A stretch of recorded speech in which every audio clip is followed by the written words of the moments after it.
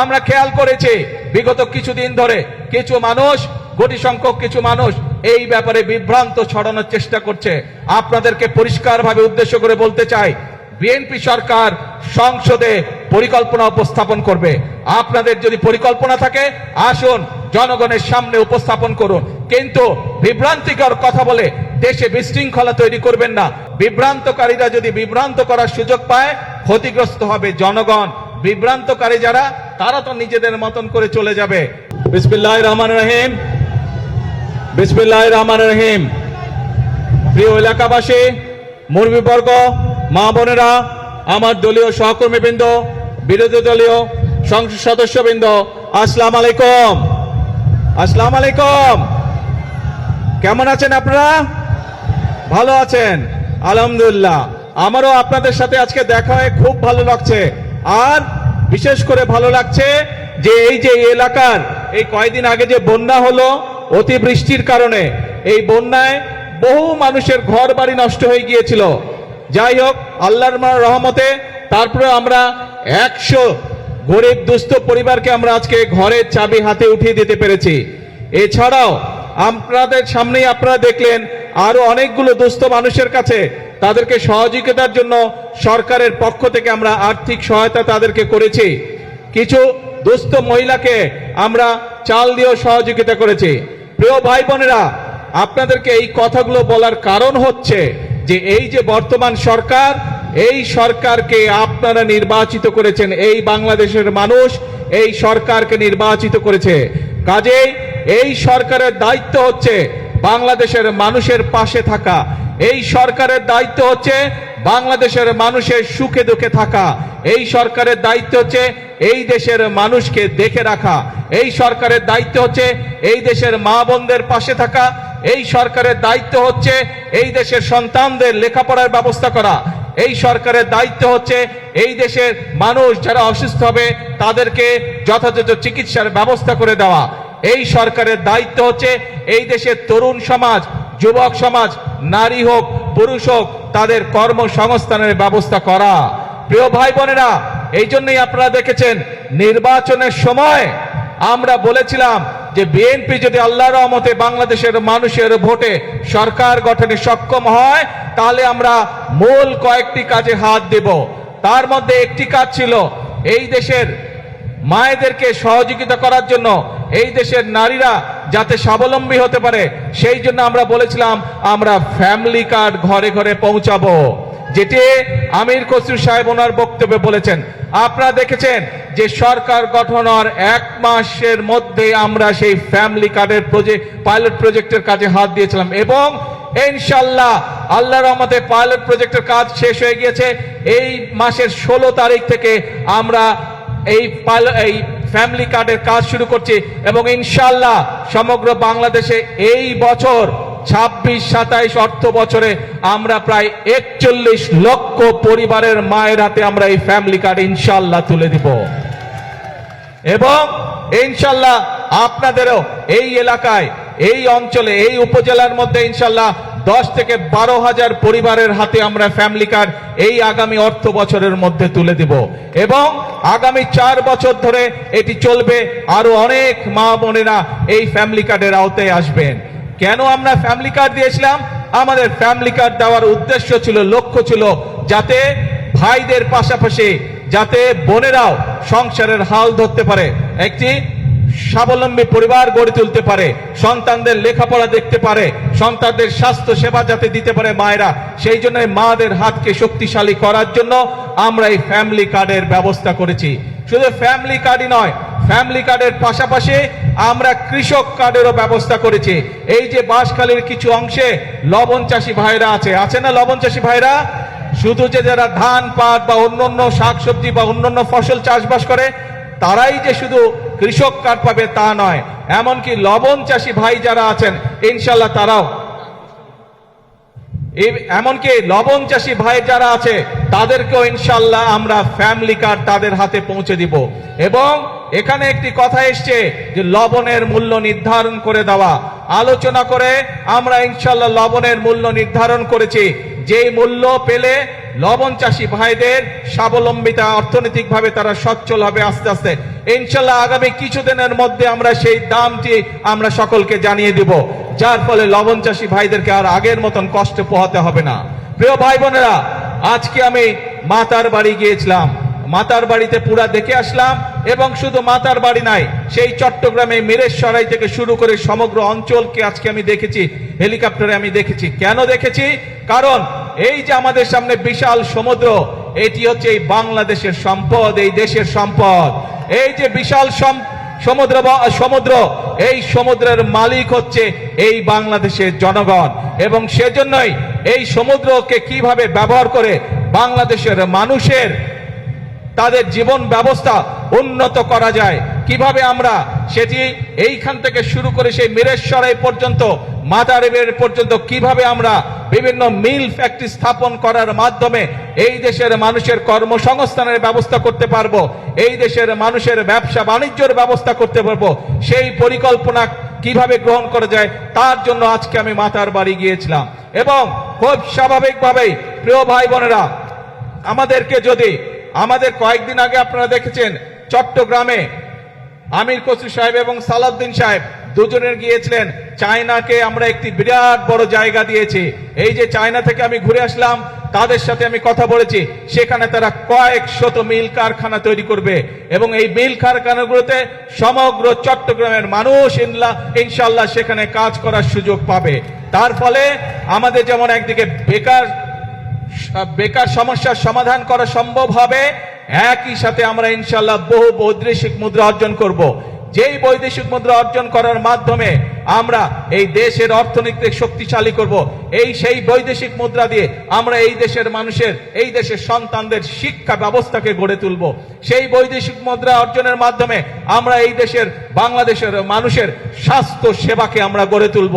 আপনারা নিশ্চয়ই এর মধ্যে জানতে পেরেছেন যে আমরা যে উপজেলা পর্যায়ে যে 50 সদস্যের যে হাসপাতাল আছে, 50 বেডের যে হাসপাতাল আছে, এই 50 বেডের হাসপাতালে 30 বেড করে গিয়েছিলেন শহীদ রাষ্ট্রপতি জিয়াউর রহমান। পরবর্তীতে বেগম খালেদা জিয়া যখন সরকার গঠন করেছেন, বাকি 20 বেড যোগ করেছিলেন উনি। আজকে আপনাদের এই বর্তমান বিএনপি সরকার, যেই সরকার আপনাদের সরকার, যেই সরকার জনগণকে নিয়ে কাজ করে, এই সরকার সিদ্ধান্ত গ্রহণ করেছে এই 50 বেডের হাসপাতালকে যাতে প্রত্যেক উপজেলার মানুষ ভালোভাবে স্বাস্থ্য সেবা পায়, সেই জন্য এই 50 বেডের হাসপাতালকে আমরা ইনশাল্লাহ আগামী 5 বছরের মধ্যে প্রত্যেকটি উপজেলা, 503টি উপজেলা সমগ্র বাংলাদেশে প্রত্যেকটি উপজেলা হাসপাতালকে আমরা 101 বেডে উন্নীত করব ইনশাল্লাহ। প্রিয় ভাই বোনেরা, এই কাজগুলো যদি আমাদেরকে করতে হয়, এই দেশের মানুষের জন্য যদি কর্মসংস্থানের ব্যবস্থা করতে হয়, এই দেশের মানুষের কর্মসংস্থানের ব্যবস্থা করার জন্য যদি বিদেশি এবং দেশি বিনিয়োগকারী যারা আছে তাদেরকে উৎসাহিত করে যদি মিল ফ্যাক্টরি স্থাপন করতে হয়, তাহলে তার পূর্ব শর্ত হচ্ছে দেশে শান্তি শৃঙ্খলা থাকতে হবে। দেশে বিশৃঙ্খলা থাকলে চলবে না। যখন বিগত সময়ে আমরা দেখেছি বা বিভিন্ন সময় আমরা দেখেছি আপনার এলাকায় বা বাজারে যখন কোনো গন্ডগোল হয়, কোনো সমস্যা হয়, তখন কি দোকানপাট খোলা থাকে না বন্ধ থাকে? কি ভাই, বাজারে যদি কোনো গন্ডগোল হয় দোকানপাট বন্ধ থাকে না খোলা থাকে? বন্ধ হয়ে যায়। কেন বন্ধ হয়ে যায়? কারণ এই যে ছোট দোকানদার বা যেই ব্যবসায়ী হোক, ব্যবসায়ী জন্য বন্ধ করে দেয় যাতে ওই গন্ডগোলে তার ব্যবসার যাতে ক্ষতি না হয়। ঠিক একইভাবে দেশীয় বা বিদেশি বিনিয়োগকারী যারা আছে, তারা যখন বিনিয়োগ করবে তারা তো চাইবে যে যাতে তার মিল কারখানার উৎপাদিত পণ্য ঠিকভাবে বন্দর দিয়ে যেতে পারে বা তার কাঁচামাল যাতে সঠিকভাবে আসতে পারে, রাস্তাঘাটে যাতে শান্তি থাকে, তাই না? যদি মিল কারখানা না চলে সঠিকভাবে, তাহলে কি কর্মসংস্থানের ব্যবস্থা করা সম্ভব না। সেই জন্য ভাই আমাদেরকে সচেতন থাকতে হবে, আমাদেরকে সতর্ক থাকতে হবে। যারা শান্তি শৃঙ্খলা নষ্ট করতে চায় তাদের বিরুদ্ধে তাদের ব্যাপারে আমাদেরকে সতর্ক থাকতে হবে। আমরা যদি দেশের সন্তানদের লেখাপড়ার ব্যবস্থা আমাদেরকে তৈরি করতে হয়, সুন্দরভাবে লেখাপড়ার ব্যবস্থা করতে হয়, স্কুল কলেজ সুন্দরভাবে তৈরি করতে হয়, তাহলে শিক্ষকদেরকে যদি ট্রেনিং দিতে হয়, ছাত্রছাত্রীদেরকে যদি নতুন করে বই দিতে হয়, এই সকল ব্যবস্থা যদি করতে হয়, তাহলে আমাদেরকে দেশের আইন শৃঙ্খলা ঠিক রাখতে হবে। একইভাবে সতর্ক থাকতে হবে আমাদেরকে, যারা বিভ্রান্ত তৈরি করতে চায় তারা যাতে কোনো সুযোগ না পায়। কারণ বিভ্রান্তকারীরা যদি বিভ্রান্ত করার সুযোগ পায়, ক্ষতিগ্রস্ত হবে জনগণ। বিভ্রান্তকারী যারা, তারা তো নিজেদের মতন করে চলে যাবে, তারা তো জনগণের সাথে থাকবে না।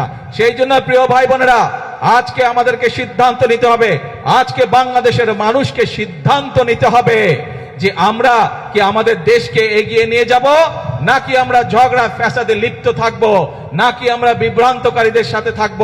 এই ব্যাপারে আমাদেরকে সিদ্ধান্ত নিতে হবে। আমরা জানি বিগত স্বৈরাচার আমলে এই দেশের জ্বালানি বা বিদ্যুৎ খাতকে কয়েকটি গুটি সংখ্যক ব্যক্তির হাতে তুলে দেওয়া হয়েছিল।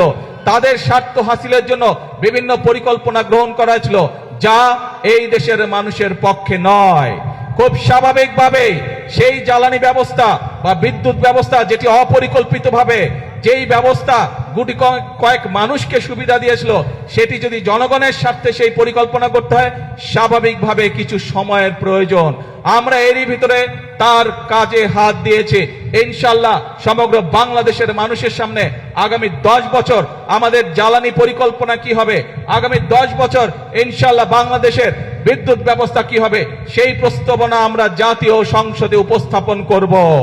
জাতীয় সংসদে উপস্থাপন করার মাধ্যমে আমরা পরিকল্পনা দিয়ে সেই কাজ আমরা শুরু করব, যাতে করে স্কুল কলেজ হোক, হাসপাতাল হোক, মিল কারখানা হোক, বাসা বাড়ি হোক, মানুষ ঠিকভাবে বিদ্যুৎ পেতে পারে।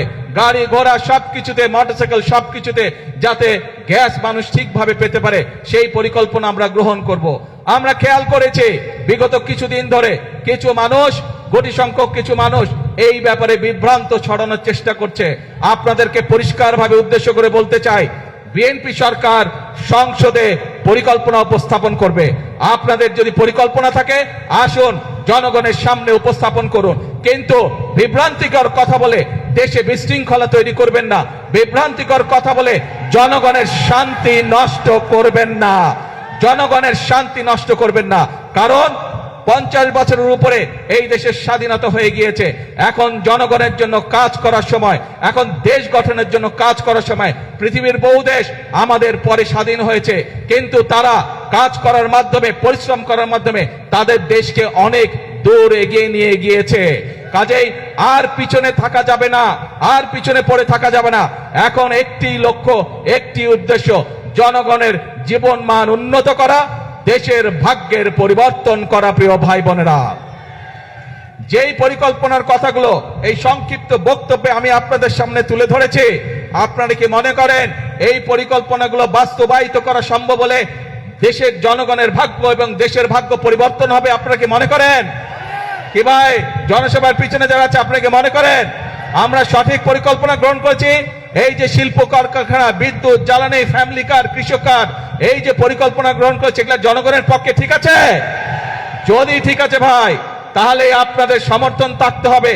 কারণ আমরা সবসময় বলি, আমাদের অর্থাৎ বাংলাদেশ জাতীয়তাবাদী দল বিএনপির সকল ক্ষমতার উৎস হচ্ছে জনগণ।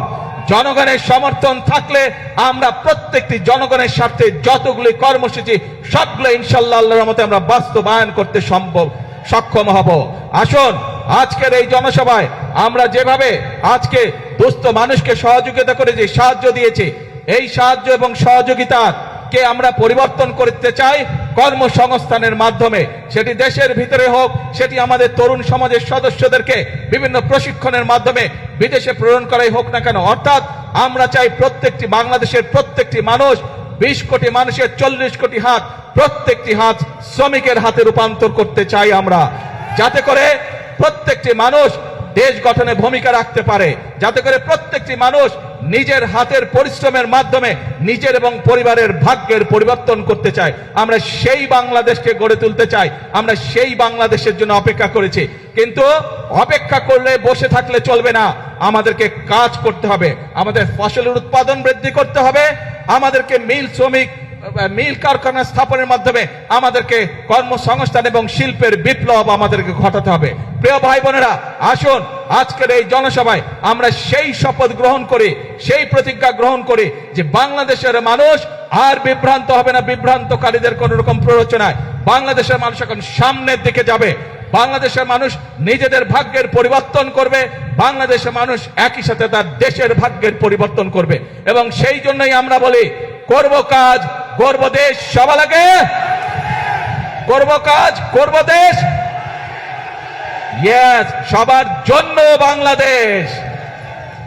আজকে তাহলে এই পর্যন্ত থাকলো। আপনারা নিশ্চয়ই খেয়াল করেছেন। 1 মিনিট ভাই, স্লোগান দিস না ভাই, স্লোগান দিস না, কথা শুন ভাই, কথা বলতে দে, শান্ত হয়ে বস। আপনারা সবই হবে, ধৈর্য ধরতে হবে, ধৈর্য ধরতে হবে, সবই হবে। আপনাদের এই এলাকায় চট্টগ্রাম থেকে আমরা রাষ্ট্রের, ভাই সময় লাগবে তো বেরিবাদ নাকি? এতক্ষণ কি বললাম কিছুই বুঝলো না, বসো। আপনাদের চট্টগ্রাম থেকে আমরা 2 জন গুরুত্বপূর্ণ ব্যক্তিকে সরকারের গুরুত্বপূর্ণ 2টি মন্ত্রণালয়ের দায়িত্ব দিয়েছি। একটি হচ্ছে অর্থ মন্ত্রণালয়, আর একটি হচ্ছে স্বরাষ্ট্র মন্ত্রণালয়। যেই বিভাগে এরকম 2টি গুরুত্বপূর্ণ মন্ত্রণালয়ের দায়িত্বে নিয়োজিত 2 জন ব্যক্তি আছে, সেই এলাকার উন্নয়ন কেউ ঠেকিয়ে রাখতে পারবে না ইনশাআল্লাহ। আজ এই পর্যন্ত থাকলো। এরপরে যখন কাজ শুরু হবে ইনশাআল্লাহ আপনাদের সাথে আবার আসবো, আবার দেখা হবে। আর বেড়িবাঁধ এইটি আমাদের মূল পরিকল্পনার একটি অংশ। ইনশাআল্লাহ বেড়িবাঁধের কাজও শুরু হবে। আল্লাহ হাফেজ। বাংলাদেশ জিন্দাবাদ, বাংলাদেশ জাতীয়তাবাদী দল জিন্দাবাদ। আসসালামু আলাইকুম।